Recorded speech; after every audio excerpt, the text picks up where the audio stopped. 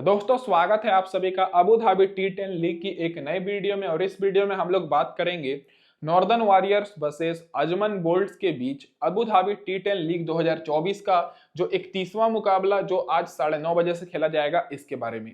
तो एक तरफ है नॉर्दर्न वॉरियर्स की टीम जो कि लगातार 3 मैच हार कर आ रही है, और दूसरी तरफ है दोस्तों अजमन बोल्ट्स की टीम जो कि पिछला दोनों मुकाबला जीत कर आ रहे हैं, तो अच्छा फॉर्म में भी है और कॉन्फिडेंट भी हाई होगा। तो इस वीडियो में खास करके जानेंगे क्या हमें नॉर्दर्न वॉरियर्स की तरफ से ज्यादा खिलाड़ी को रखना चाहिए अपनी टीम में या फिर अजमन बोल्ट्स की तरफ से।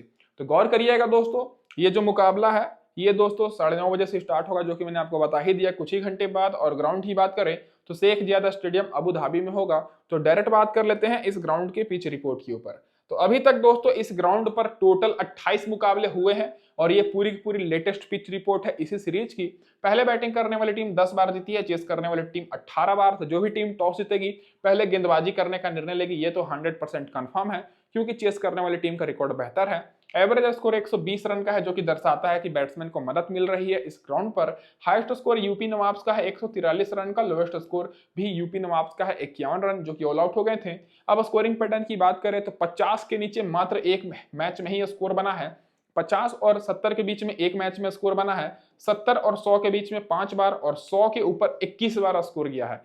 तो स्कोरिंग पैटर्न और एवरेज स्कोर देखकर तो आप लोग अंदाजा लगाए लिए होंगे कि इस मुकाबले में भी आपको अच्छा खासा स्कोर देखने को मिलेगा। अब डायरेक्ट बात कर लेते हैं दोस्तों जो रिसेंट के 3 टी10 के मुकाबले इस सीरीज के इस ग्राउंड पर खेले गए हैं इसके स्टैट्स के ऊपर। तो दोस्तों जो पिछला मुकाबला खेला गया कुछ ही घंटे पहले खेला गया, जिसमें मॉरिस विलिस एम पार्मी पहले बैटिंग करते हुए 109 रन का टारगेट दी थी, जो कि ऑल आउट हो गई थी। और इस टारगेट को टीम अबू धाबी चेस तो कर सकती थी लेकिन 3 रन से चेस नहीं करने पाई, और मॉरिस विलिस एम पार्मी 3 रन से जीती, जिसमें फास्ट बॉलर को 8 विकेट और स्पिनर्स को 5 विकेट मिली थी। और ये दोस्तों आज का मुकाबला है, जब तक मैं वीडियो शूट कर रहा हूँ केवल आज एक ही मुकाबला हुआ है। और ये दोस्तों नीचे का है, ये कल का है। कल दोस्तों यहाँ पर न्यूयॉर्क स्ट्राइकर्स 9 विकेट से हराई थी नॉर्दर्न वॉरियर्स को ही, जिसमें फास्ट बॉलर को 1 विकेट मिली थी और स्पिनर्स को 2 विकेट। और उससे पहले एक और मुकाबला हुआ था कल ही, जिसमें दिल्ली बुल्स 6 विकेट से जीती थी और चेन्नई ब्रेव जैगवार्स को हराई थी, जिसमें फास्ट बॉलर को 9 विकेट मिली थी और स्पिनर्स को 1 विकेट। तो रिसेंट के तो दोस्तों 2 मैचेस चेस करते हुए टीम जीती है। और आपको एक चीज कॉमन दिख रही होगी कि फास्ट बॉलर को काफी ज्यादा मदद मिल रही है, और पिछले 3 मुकाबले मिलाकर टोटल फास्ट बॉलर को 18 विकेट मिली है और स्पिनर्स को 8 विकेट, जिसमें से फर्स्ट इनिंग में ज्यादातर विकेट्स गिरी है। फर्स्ट इनिंग में फास्ट बॉलर को 12 विकेट मिली है और स्पिनर्स को 5 विकेट। सेकंड इनिंग में फास्ट बॉलर को 6 विकेट मिली है और स्पिनर्स को 3 विकेट। तो जो भी टीम पहले बॉलिंग करा रही है उनके बॉलर्स पर आपको फोकस करना है, क्योंकि पहले यहाँ पर बहुत ही ज्यादा विकेट गिर रही है पहले इनिंग में। सेकंड इनिंग में उतने विकेट नहीं गिर रहे हैं क्योंकि सेकंड इनिंग में टारगेट आसानी से चेज हो जा रहा है।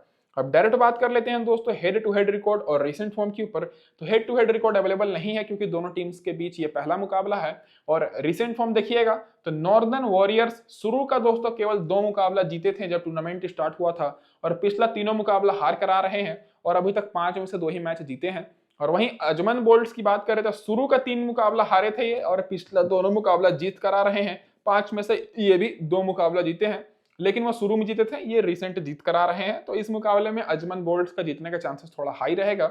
अब डायरेक्ट बात कर लेते हैं क्या रहेगी इस मुकाबले में नॉर्दर्न वॉरियर्स की प्लेइंग 11, जिनके कप्तान है कॉलिन मुनरो। तो आप सभी को ओपनिंग करते हुए कॉलिन मुनरो के साथ फिन एलन दिखेंगे, जो कि पिछले मुकाबले में खिलाए गए थे। फिर तीसरे नंबर पर जॉनसन चार्ल्स आएंगे, फिर सैनफेन रदरफोर्ड, फिर 5वें नंबर पर अजमतुल्ला उमरजाई, फिर दोस्तों यहाँ पर सागर कल्याण, फिर दोस्तों 7वें नंबर पर आएंगे किमानी मेलोनियस, उसके बाद 8वें नंबर पर दोस्तों यहाँ पर जऊर रहमान, फिर यहाँ पर शहीदुल्ला, उसके बाद इस्लाम, फिर ट्रेंट बोल्ट, फिर मोहम्मद उजैर खान, फिर दोस्तों इम्पैक्ट प्लेयर में और सब्स्टिट्यूट के तौर पर यहाँ पर साकिब मोहम्मद को पिछले मुकाबले में खिलाया गया था, जो कि पावर प्ले में बॉलिंग कराते हैं। तो प्लेइंग 11 यही रहेगी क्योंकि पिछले मैच में बहुत ही ज्यादा बदलाव हुआ था और फिर भी ये टीम हारने नहीं पाई। अब मतलब हारने क्या हुआ, जीतने नहीं पाई। और वहीं पावर प्ले में बात करें तो ट्रेंट बोल्ट और साकिब महमूद बॉलिंग कराएंगे, और पावर प्ले दोस्तों 1 से लेकर 3 ओवर तक ही रहता है क्योंकि 10 ओवर का ही मैच है। और आखिरी ओवर में मोहम्मद उजैर खान और अजमतुल्ला उमरजाई बॉलिंग कराएंगे, और एक खिलाड़ी मात्र 2 ओवर ही बॉलिंग करा सकता है, ये भी आप सभी को गौर करना है। अब इन सारे खिलाड़ियों के रिसेंट फॉर्म और वीडियो में आगे बढ़ने से पहले मैं अपने भाइयों को ये बोल दूं कि जो भी अभी तक टेलीग्राम पर नहीं जुड़े हैं फटाफट से जुड़ जाइए, क्योंकि यहीं पर आप सभी को टॉस के बाद बिल्कुल फ्री में टीम्स मिलेगी। और केवल इस मैच की नहीं, बाकी सारे टी10 मैचेस की जो कल होंगे, जो परसों होंगे, और वुमेन्स के मैचेस हो रहे हैं और जो बड़े बड़े मैच भी हो रहे हैं, उन सारे मैचेस की भी तो मिलेगी ही। तो टेलीग्राम चैनल का लिंक दोस्तों मैंने डिस्क्रिप्शन में दिया है, फटाफट से ज्वाइन कर लीजिए और फ्री में टीम्स पाने के लिए बस आपको लिंक पर क्लिक करना है, आप लोग फटाफट से जुड़ जाइएगा। और यहाँ पर कई सारे लोग जुड़ चुके हैं, तो अभी मौका का फायदा उठाइए और चैनल पर पहली बार आए हैं तो सब्सक्राइब जरूर कर दीजिएगा, और ताकि आगे के जितने भी मैचेस होते हैं सारे आपके सबसे पहले नोटिफिकेशन पहुंच जाए, क्योंकि हमारे चैनल पर सबसे पहले वीडियो अपलोड होती है। और नोटिफिकेशन बेल को भी ऑन करके रखिएगा। अब डायरेक्ट बात कर लेते हैं दोस्तों सारे खिलाड़ियों की रिसेंट फॉर्म के ऊपर।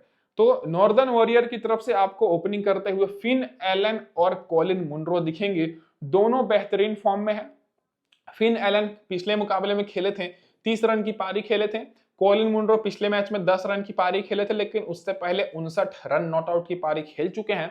तो कहीं ना कहीं कॉलिन मुनरो का भी परफॉर्मेंस बेहतर है ही, और रिसेंट में 15 रन 18 रन की पारी खेले हैं। एक मैच में तो दोस्तों फ्लॉप हो गए थे, बाकी दोस्तों इनका रिसेंट में T10 में 55 रन और 66 रन का बेस्ट स्कोर है।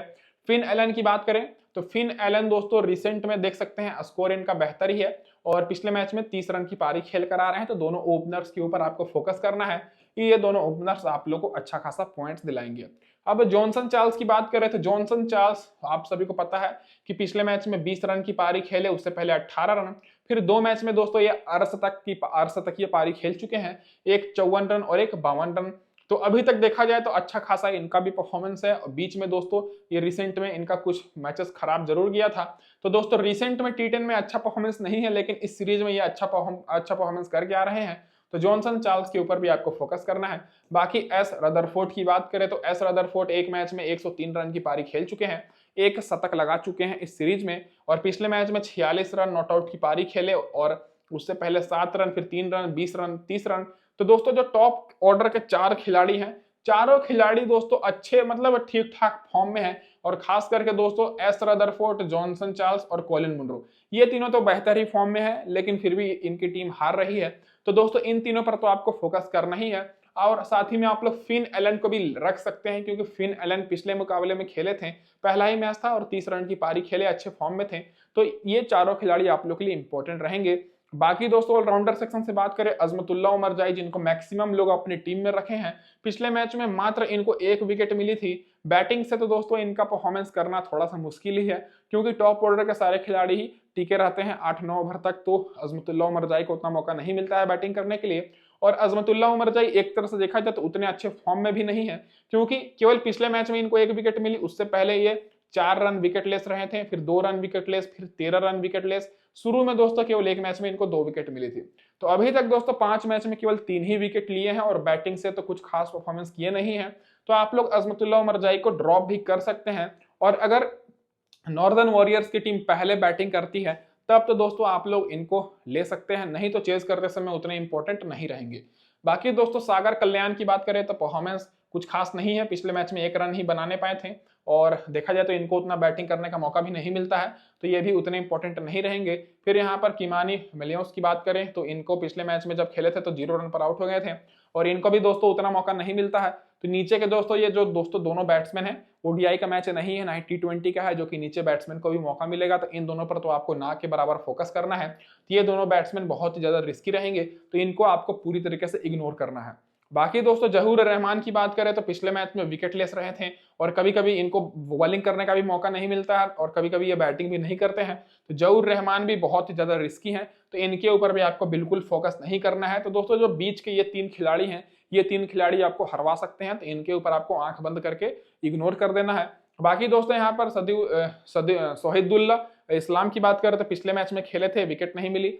ट्रेंट बोल्ट को भी पिछले मैच में विकेट नहीं मिली, मोहम्मद उजैर खान को भी नहीं मिली, और साकिब महमूद जो कि सब्स्टिट्यूट में खेले, इनको भी विकेट नहीं मिली। तो पिछले मैच में इनका बैटिंग से थोड़ा सा ठीक परफॉर्मेंस था ही, लेकिन कोई भी बॉलर को विकेट नहीं मिली, केवल मोहम्मद अजमतुल्लाह उमर जाई को 1 विकेट मिली, जो कि मेन बॉलर है नहीं, ऑलराउंडर है। तो देखा जाए तो दोस्तों अगर आप लोग एक्सपीरियंस के बेसिस पर जाइएगा तो ट्रेंट बोल्ट को रख सकते हैं, क्योंकि ट्रेंट बोल्ट शुरू में लगातार 3 मैच में विकेट लिए हैं, पिछले 3 मैच में तो इनको विकेट नहीं मिली। और बाकी दोस्तों यहाँ पर मोहम्मद उजैर खान को रख सकते हैं, क्योंकि उससे पहले ये 2 विकेट ले चुके हैं और 3 विकेट। तो दोस्तों बॉलिंग से तो मैं आपको सजेस्ट नहीं करूंगा इधर से कोई बॉलर को लेने के लिए। ट्रेंट बोल्ट को आप लोग चाहें तो एक्सपीरियंस के बेसिस पर रख सकते हैं, क्योंकि पावर प्ले में ये बॉलिंग से विकेट ले सकते हैं, और पहले अगर नॉर्दर्न वॉरियर की टीम बॉलिंग कराती है तो ये और भी ज्यादा इंपॉर्टेंट रहेंगे। अब जो खिलाड़ी बेंच पर बैठे हैं उनके बारे में बात कर लें तो ब्रैंडन किंग खेल रहे थे, लेकिन परफॉर्मेंस उतना अच्छा नहीं कर पा रहे थे, तो इनको बैठाया गया, इनकी जगह पर फिन एलन को खिलाया गया। बाकी दोस्तों बॉलिंग से देखा जाए तो दोस्तों यहाँ पर सांगवान वापस कर सकते हैं, नहीं तो फरीद अहमद भी खेल सकते हैं, जो कि परफॉर्मेंस कुछ खास नहीं है। अब डायरेक्ट बात कर लेते हैं दोस्तों अजमन बोल्ट्स की तरफ से क्या रहेगी प्लेइंग 11, जो कि पिछला दोनों मैच जीत कर आ रहे हैं। तो अजमन बोल्ट्स की तरफ से आपको ओपनिंग करते हुए यहाँ पर सिबोन डेनियल दिखेंगे एलेक्स हेल्स के साथ, और मैंने पिछली वीडियो में आपको साफ साफ कहा था कि एलेक्स हेल्स अच्छा परफॉर्मेंस करेंगे, और हम लोग ने कप्तान भी बनाया था रिस्की ग्रैंडली की टीम में, और अच्छा खासा इन्होंने स्कोर किया था। फिर दोस्तों सेहन जयसूर्या आएंगे, फिर जेम्स निसम आएंगे, फिर रवि बोपारा, गुलबदीन नाइब, फिर मोहम्मद नबी, फिर दोस्तों दुनित वेलगले, फिर यहाँ पर शरीफ तारिक, फिर मुजीबुर रहमान, मोहम्मद मोहसिन और जेसन बेंड्रॉफ। देखा जाए तो इनकी टीम थोड़ा स्ट्रॉन्ग लग रही है, क्योंकि इनके टॉप ऑर्डर के खिलाड़ी भी अच्छे फॉर्म में है और बॉलर्स भी, इसलिए मैं आपको बोल रहा हूँ कि अजमन बोल्ट्स का जीतने का चांसेस हाई है। बाकी पावर प्ले में जेसन बेंड्रॉफ और जेम्स नेसन बॉलिंग कराएंगे 1 से लेकर 3 ओवर के तक, और जेसन बेंड्रॉफ और मोहम्मद मोहसिन आखिरी ओवर में 9वें-10वें ओवर में बॉलिंग कराएंगे। अब डायरेक्ट बात कर लेते हैं दोस्तों इन सारे खिलाड़ियों के रिसेंट फॉर्म के ऊपर। तो पिछले मुकाबले में टॉप ऑर्डर ही दोस्तों मैच जिता दिए थे।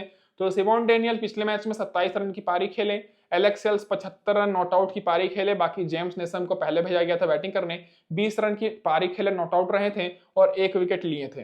तो टॉप ऑर्डर से आप सभी को एलेक्स हेल्स पर मैक्सिमम फोकस करना है, फिर जेम्स नेसम पर। ये दोनों दोस्तों इस मुकाबले में सेफ ऑप्शन रहने वाले हैं। बाकी दोस्तों सिबोन डेनियल भले ही पिछले मैच में 27 रन की पारी खेले हों, लेकिन रिस्की ऑप्शन ही रहेंगे, क्योंकि उससे पहले 0 run, 7 run, 3 run, 9 run, 7 run की पारी खेले हैं। तो टी10 में इनका उतना अच्छा रिकॉर्ड नहीं है, तो सिबोन डेनियल थोड़े रिस्की ऑप्शन रहेंगे। और अगर अजमन बोल्ट्स की टीम टारगेट को चेस करती है तब रख सकते हैं, पहले बैटिंग करते समय थोड़े रिस्की ऑप्शन रहेंगे। बाकी दोस्तों एलेक्स हेल्स और जेम्स नेसन पर आपको मैक्सिमम फोकस करना है, क्योंकि एलेक्स हेल्स भले ही रिसेंट में अच्छा परफॉर्मेंस ना किए हों, लेकिन उससे पहले इनका रिसेंट में टी10 में अच्छा खासा रिकॉर्ड है। और जेम्स नेसम तो शुरू से ही परफॉर्मेंस करते आ रहे हैं, 37 रन 2 विकेट, फिर 2 विकेट 1 विकेट, और पिछले मैच में 20 रन 1 विकेट। बाकी दोस्तों सेहन जयसूर्या की बात करें तो उतने अच्छे खिलाड़ी नहीं है, पिछले मैच में फ्लॉप हो गए थे। हालांकि रिसेंट में 24 रन और 39 रन का इनका बेस्ट स्कोर है, तो सेहन जयसूर्या भी उतने इंपॉर्टेंट नहीं है। आप लोग को ऑलराउंडर पर ज्यादा फोकस करना है। आप लोग रवि बोपारा पर फोकस कर सकते हैं, गुलबदीन नई पर फोकस कर सकते हैं, और मोहम्मद नबी, ये तीनों इंपॉर्टेंट रहेंगे। रवि बोपारा पिछले मैच में ना ही बैटिंग किए थे ना ही बॉलिंग किए थे, लेकिन उससे पहले जब बैटिंग किए थे 56 रन की पारी खेले थे। गुलबदीन नईब को भी पिछले मैच में ना ही बैटिंग ना ही बॉलिंग मिली, लेकिन उससे पहले जब ये बैटिंग किए थे तो 55 रन की पारी खेले थे।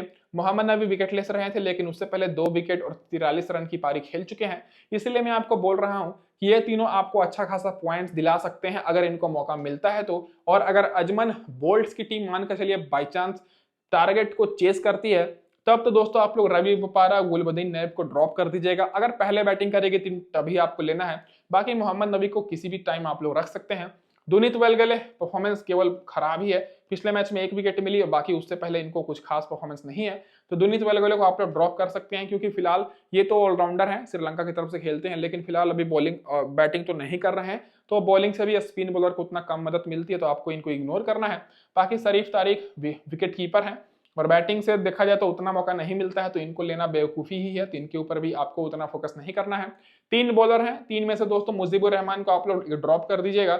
मुजीबुर रहमान को देखा जाए तो अभी तक 3 विकेट ही मिली है, आपको फास्ट बॉलर पर फोकस करना है। तो मोहम्मद मोहसिन को पिछले मैच में 2 विकेट मिली थी, जेसन बेंड्रोफ को विकेट नहीं मिली है, लेकिन मेरा जो गट फीलिंग कर रहा है कि जेसन बेंड्रोफ को इस मुकाबले में 2 विकेट मिल सकती है, तो आप लोग जेसन बेंड्रोफ और मुजीबुर रहमान दोनों में से किसी एक को रख सकते हैं।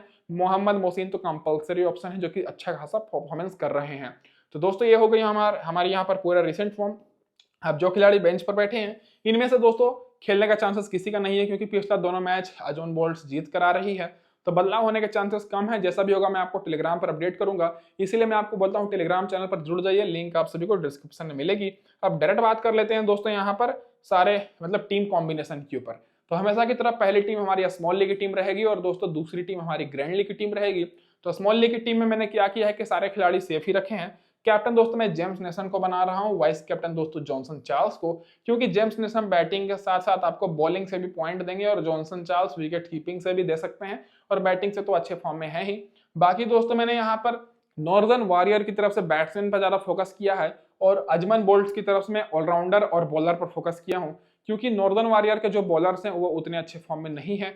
तो दोस्तों मैंने यहाँ पर फिन एलन को लिया है, जो कि पिछले मैच में 30 रन की पारी खेले। जॉनसन चार्ल्स को लिया है, एस रदरफोर्ड, कॉलिन मुनरो को मैंने लिया है, और इधर से अजमतुल्लाह उमर जाए, जो कि बैटिंग के साथ बॉलिंग कराएंगे। बाकी दोस्तों मैंने ट्रेंट बोल्ट को रखा है, केवल एक बॉलर, उतने अच्छे फॉर्म में तो नहीं है लेकिन विकेट ले सकते हैं। अगर पहले बॉलिंग कराते हैं तो। बाकी दोस्तों अजमल बोल्ट की तरफ से एलेक्स हेल्स को लिया है, जो कि पिछले मैच में 75 रन नॉट आउट की पारी खेल कर आ रहे हैं। मोहम्मद नबी, गुलबदीन नईब, फिर जेम्स निसम को, और यहाँ पर मुजीबुर रहमान। तो मुजीबुर रहमान की जगह पर आप लोग चाहें तो दोस्तों मोहम्मद मोहसिन को रख सकते हैं, नहीं तो इनकी जगह पर आप लोग रवि बोपारा को रख सकते हैं। टॉस के हिसाब से इस टीम में कुछ बदलाव कर सकते हैं, जो कि मैं आपको टेलीग्राम पर अपडेट करूंगा। ये होगी दोस्तों यहाँ पर हमारी स्मॉल लीग की टीम, जिसमें मैंने 6 खिलाड़ी रखा है नॉर्दर्न वॉरियर की तरफ से और 5 खिलाड़ी अजमन बोल्ट्स की तरफ से। और ये हो गई दोस्तों हमारी ग्रैंड लीग की टीम। ग्रैंड लीग में सबसे पहले मैंने क्या किया है कि कैप्टन मैंने फिर से एलेक्स हेल्स को बनाया, जो कि मैंने पिछली वीडियो में आपको बताया था, एलेक्स हेल्स को बनाया था तो बेस्ट रहे थे। और वाइस कैप्टन हमारे रदरफोर्ड रहेंगे, जो कि शतक लगा चुके हैं। इधर से मैं जॉनसन चार्ल्स को लिया हूँ, कोलिन मुनरो को। बाकी दोस्तों मैंने यहाँ पर जेम्स नेसम को लिया है, मोहम्मद नबी, रवि बोपारा, गुलबदीन नईब, चारों मैंने ऑलराउंडर को लिया है दोस्तों अजमन बोल्ट्स की तरफ से, जो कि अच्छे रहेंगे। बाकी मैंने मोहम्मद मोहसिन और ट्रेंट बोल्ट को लिया है। तो ये होगी दोस्तों यहाँ पर हमारी ग्रैंड लीग की टीम, वो हो गई हमारी स्मॉल लीग की टीम। तो दोस्तों इस वीडियो में बस इतना ही। वीडियो देखने के लिए धन्यवाद, और टेलीग्राम पर आप लोग फटाफट से जुड़ जाइए, लिंक आप सभी को डिस्क्रिप्शन में मिलेगी। चैनल पर पहली बार आए तो सब्सक्राइब कर लीजिएगा। धन्यवाद दोस्तों आप सभी को वीडियो देखने के लिए, और नोटिफिकेशन बेल को ऑन कर लीजिए और अपने मोबाइल ऐप से भी ऑन करके रखिए, ताकि हमारा जब भी वीडियो अपलोड हो आपको पास सबसे पहले नोटिफिकेशन पहुंचे। धन्यवाद दोस्तों वीडियो देखने के लिए।